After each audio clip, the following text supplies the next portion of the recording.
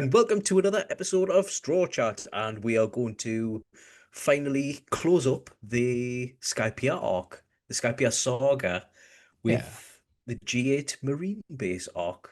But thanks for joining me once again, Jake and Lee. hmm Me, G, yeah. Anyway, how you doing? Almost finished my drink. Still going strong. 4 weeks, 5 weeks now in the Yeah. drinking. Little stale. But yeah, this was interesting. I did not remember this being stuck on the end of Skypiea as a sort of like yeah, this is where they land after falling off. Right in the middle. They call it like the hedgehog or something.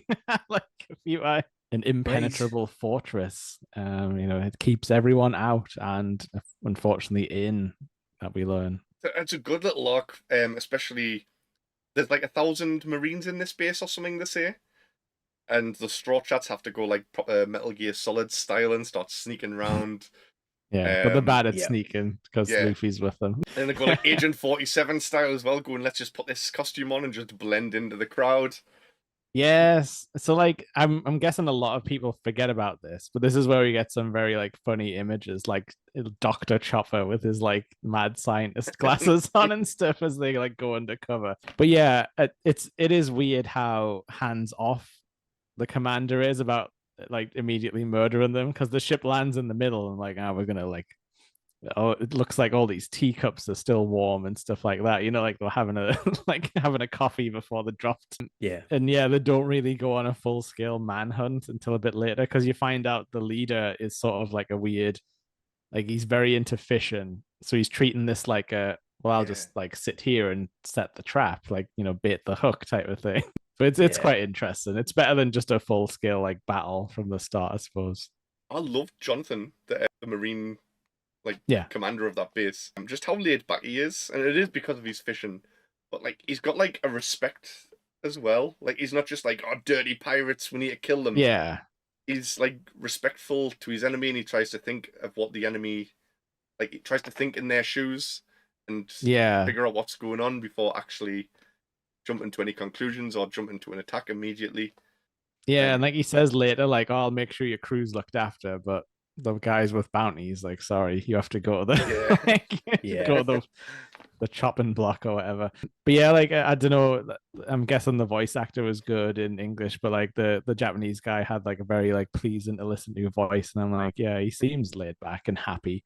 I mean, who wouldn't be? He's got a smoking hot chef wife, even though she does make him eat healthy food, which I thought it was really, they were going hard on it, like, oh, I don't like broccoli or carrots. And it's like, well, what do you eat? Like, like Yeah. He just you wants live his on the meat and ocean. cheese. Yeah, you relate. Yeah. But yeah, I think Chris, like you said this in our like chats where you were like, oh, it feels like the Straw Hats are coming into their own Yeah. in this arc. Definitely. And like I agree, like, and yeah, any chance Sanji gets to show everyone up with cooking skills is always good in the show. Yeah, yeah, because Chopper gets like he becomes a doctor at one point on this base, and he Yeah. like he mentors a very shy, not bad doctor, but like she's a bad doctor. She's only Um, read textbooks, and then when like the bodies start opening, she's like, Yeah, she's like, Oh, I don't like blood. she's got like hemophobia or sophobia or something like that.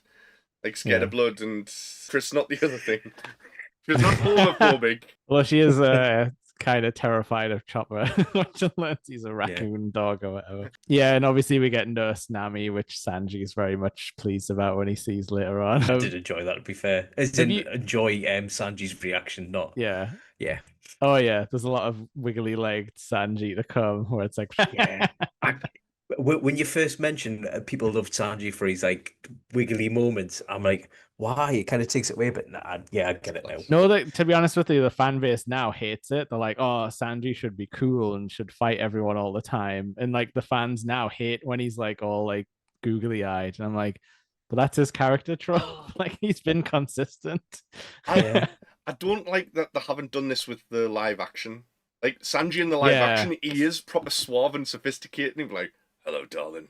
You want some more wine with that?" Like I don't know why he turned into Carl Urban for a second, but I mean, when he first shows up, he is cool, but then you sort of learn that Sanji can only like pull it together temporarily, and as soon as he gets any kind of like attention, he's just like it immediately like falls.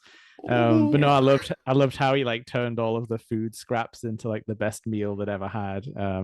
Yes. Which I don't really know what he made. It was some kind of like circular dumplings made out of trash. It But was everyone loved it. tuna scraps, as in Yeah. the bone and the meat that was left on from when they made the base chefs made their meal, Yeah. mixed with like Fish oil and guts. breadcrumbs and yeah, Ah, right. minced Okay. together into balls and a Nice nice sauce. bone meal fish dumpling. He does these impressive, like he chucks the sauce up in the air and it like perfectly covers everything Yes. somehow. Yeah. And then like they also think Luffy might be a master chef, and he's just like, "Oh, this is all great." And he's like, "Oh, It's just your a food was round great ball also." on the floor, just ow. Yeah. Yeah. That's an And interesting Oh, thing though. What Chris, what do you think about Luffy's like cartoon moments like that? Like when he gets giant and then just like shrinks down immediately. I think it's class. I Yeah. love that part of it because it's like it is part of his character. I hope it doesn't lose that because when you're No. saying, "Oh, good," because it's like asking Sanji not to do his wavy Like um cartoon body, yeah. cartoon body when he's around like an attractive woman is like asking Luffy not to be addicted to food. It's like taking a part of his character away from him. Yeah, yeah. I think like just it's just there is a lot of serious like power scalers out there who don't like the cartoon moments, but I'm glad you're enjoying them because like you say, it's part of everyone. Yeah. Sanji finds out that this woman is married to the Marine captain, though. Yeah. What would have happened if she turned around and was like, "Oh, Sanji, like I'm really impressed by you. I want you right now. Marry me and become like just join us in this base." Do you think Sanji would have been like, "Oh, all right, I'll be a Marine," like to get me I leg think he over? I think he would have, Brock did it in Pokemon. He stayed behind for like an entire season and a half because some lady was like, you know what? All right. I'll accept your date. And he's like 1,000 times the charm. No, yeah, Sanji. But the thing is, though, if Nami had asked him to come back to the ship, he would have. It's like Yeah. he's got a hierarchy in his mind. Nami is at the top, then Robin, and he would work his way down the list. Be very Yeah. conflicted. I did love all of the like chef bits in this, but I feel like they shouldn't have had. There was a filler episode in the first saga where Sanji ends up on the boat with the little marine chef, Right, like a and similar yeah, idea. I Yeah, think that episode shouldn't have happened, and it would have saved been it. better for this one as well. Yeah, I think this is just, I mean, I think everyone except Zoro gets a chance to show off what they're good Yeah, at in this mini sort of bad situation because Nami is like pretty much undetectable until like the very last yeah, sort of half of the episode. Like, yeah, because they um, still think she's a hostage, even though. yeah, right to the last second, basically, when they see her giving orders, like in the nurse outfit. And yeah, like you said, it's like the old Fox Kids song, Sanji's cooking, Chopper's doctor. He stops doing that marksman thing.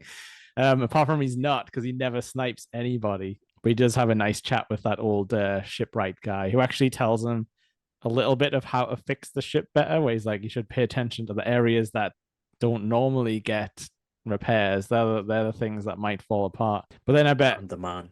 I was gonna say, I bet Chris, you hated this, how they teased information about the Oh, the secret thing, and then he got dragged away. it is. If I was watching this as a weekly anime as it was coming out, I would be like, for fuck's sake. He's just like, Yeah. oh, there's one thing you've got to know about that mysterious person. Oh, All right, you had enough, old man. But yeah, it you don't have to wait that long, is all I'll say, Chris. You'll be okay. And that's it's fine. cool. It's worth the wait. It does tease it pretty well. I mean, the bits I get frustrated at is when like the lead up to the big bad fight, where it's just like you'll meet, you'll get knocked down, then you'll meet again, maybe get knocked down again, and then there'll be some sort of stumbling block to reach for the final fight. Yeah, And that's yeah. where I'm like, come on, can we just get quicken up the pace and get to the big fight? Yeah, it's But doing that I to you do on like, purpose though, so that when that one moment happens, like hitting the golden bell, you're just like it. oh, Chris, I know why they that's do it. nothing at the moment, man. Just wait until we get to the Wano arc, and it's 180 episodes long, and it's But when Right. but when Luffy throws that punch, you will be jumping out of your seat. I think Robin was a bit of a dick in this. Yeah. Usopp, where he's like, "Oh, I'm actually the Marine Inspector," and then all of a sudden Robin comes in, she's like, "Oh, I'm a Marine Inspector," and it's like, I was pretending to be that. What you doing? Usopp almost pulled it off, and then she's like, "I've never seen this man before in my life," and he's like, but then it turns out she was trying to get him and Zoro like linked back up in the prison, I guess, because she's smarter than everyone. I think that was a happy accident. Do you think? Yeah, I don't think she had that in mind at all. Yes, and then the real Marine Inspector, who she like did the backbreaker on, her like flower clutch thing, he gets thrown in prison also. And then he's like, "What? I'm the inspector. Let me out." And then Usopp's like, our good friend." Like he just thinks on his feet. Condoriano! He thought of a lie. He thought it up going. And even Zoro's like, "Condorino, shut up." Just headbutts. And then this is what. Oh yeah, we forgot to fully talk about the fart dials. Like as in like the ball guy, the Skypiea ball guy's brothers use farts on Nami for some reason. Just like, oh yeah. And yeah, Usopp gives it to Sanji to try and open up the gate. And first it plays the little snake recorded line where he's like, a big snake that he recorded just to be annoying. And then second, it's the fart one, which then explodes the prison because science. It ignites with the lanterns, doesn't it? I guess so. Must have been a big fart. The dude managed to pretty much escape at that point, don't they? But then they realize... they basically have free reign, to be honest. Like, let's face it. Like, there's a few times where they're almost getting a little bit of danger, but for the most part, they're just like, I don't know, we're out of here, and the Marines can barely like stop them. It's pretty fun though. I don't think anyone on that Marine base would have actually been a challenge to them. Like, they had numbers, but that was about it. They would get tired, maybe, but besides that. Yeah, no, you're absolutely right. Because I was thinking like, oh, well, they'll probably bring some lieutenant out at some point who has like some kind of gimmick power. Yeah. Like the closest you get is that guy who's got spring-loaded boxing gloves, which does catch Luffy slightly off guard, but he still ducks it. Oh, that weird, was it the 55 men, the weird guys that guard the bridge? Yeah, because when he was like, "Oh, I'll have to call them," and I was like, "All right, so they've got like a super squad of freaks," and it's like, not really, just some people who are like, "Feel the fire of our hearts" type of thing. Yeah, they're just more fired up than everyone else. But no, that bridge fight was pretty cool, where you see how Luffy generally fights with like careless abandon of the surroundings. Yeah. He just assumes his crew will mostly look after themselves at this point. Yeah, it's kind of a game at this point because they're not even like fighting to kill the other person. It's very much knock out and move on. Yeah. We're looking for this gold. These are just people who are standing in between one. But you're starting to like see that in like a tactic sense, Luffy is like suited really well for like crowd control fighting because of his like really long limbs. Because there's that part where he just does like the whip kick and like takes out like 50 guys, including Zoro and Sanji, because he can't see through the fog, and they're just like, yeah, there's some good comedy, and especially just how like annoyed all of the guards are with like how hands off the captain is, where he's just like, nah, I'll be fine, and the guy's like, no, I need to hunt them down. Like, yeah, honestly, I've got a trap. If they'll go into the trap, they'll do this. It's a big, should you not go and get them now? No, just retreat, it's fine. Yes, but we do get a weird turnaround. They just blow up the gate by Luffy being like, oh, I've got this. I'm just gonna like balloon bounce like 10 cannonballs into the gate to let us out. Yeah. But then they realize the gold has been taken off the ship, and we just spent an entire arc getting that gold, so we better not leave it behind. And I think they did get caught by the Marines trying to get into that safe, but then all thanks to Condoriano. Yeah.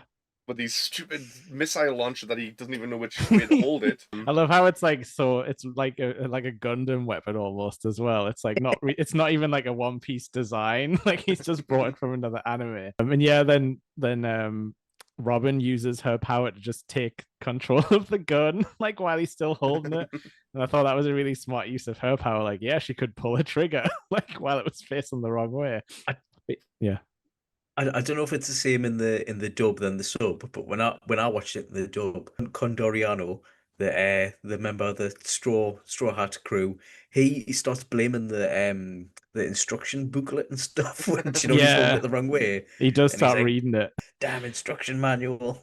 Yeah, and then so like he gets like blown up, and that's not really a big deal. But I did like how they had a little sit down because they do have some breaks where they sort of get a little thing, and they have a little sit down chat about what they're gonna do next. And it's like, oh, we're gonna save the money up to get ship repairs because they're all like, yeah, the Mary's our home, so like we should fix it. And then Luffy's like, we're finding a shipwright. That's our next, that's our next quest. And yeah, like he sort of lays it out, and everyone's like, yeah, sure, Captain. Good idea.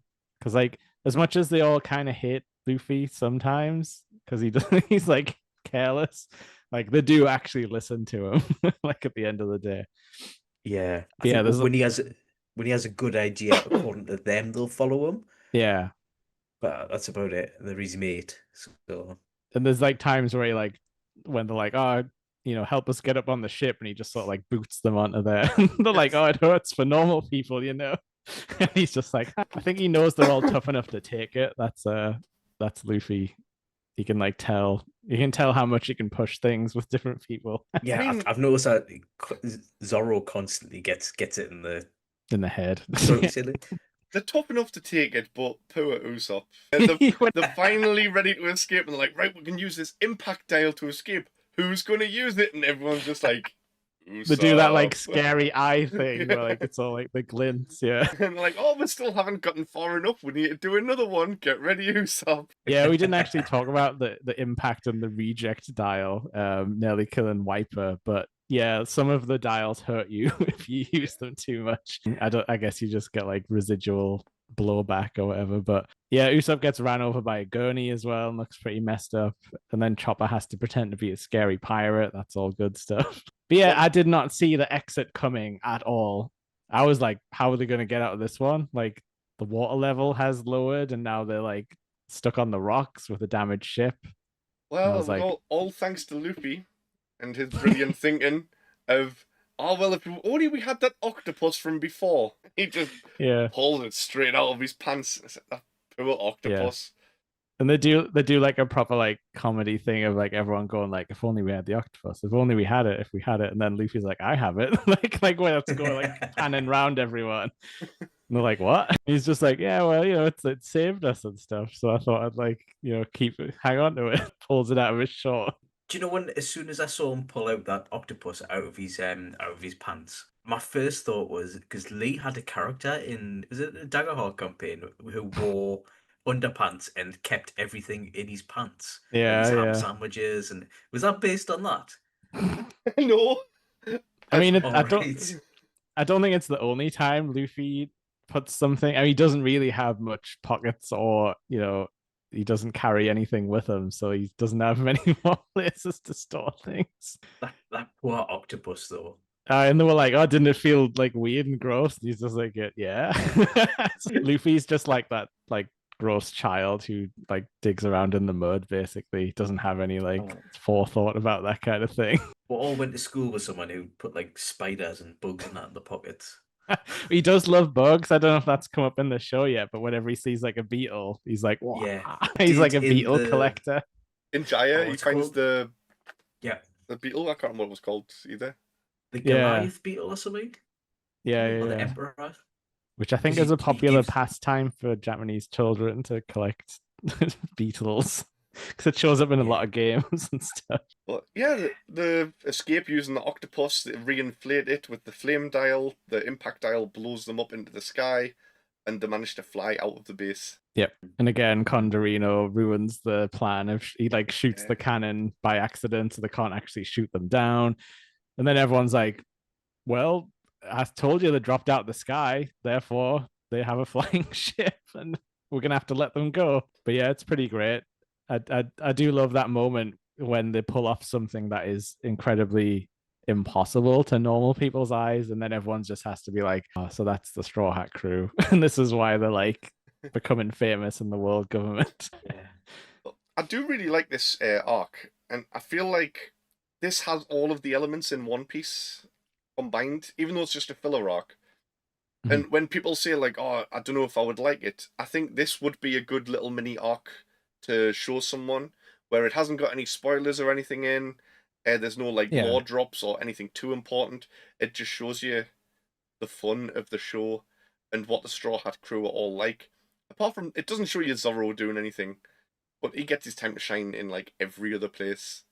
Yeah. But no, it's a really good arc. Yeah. 11 Only 11. Do you know what it is? That this feels shorter than the Pumpkin Pirate one. I'm sorry for bringing it up. Every damn episode. I thought it felt a little long, especially when they turned back around to go inside. But the second half was actually better. So once it got into it, I was like, "Oh, it's good." Yeah, and then it sort of leaves us with a tease of like, where are they flying next? Where are they gonna land? Will the They're gonna get octopus shipwrecked survive? Yes, going back down in his pants. So yeah, next up we've got the Water 7 saga. Right. See, I didn't even know that because no, I haven't looked ahead. I finished 205 today.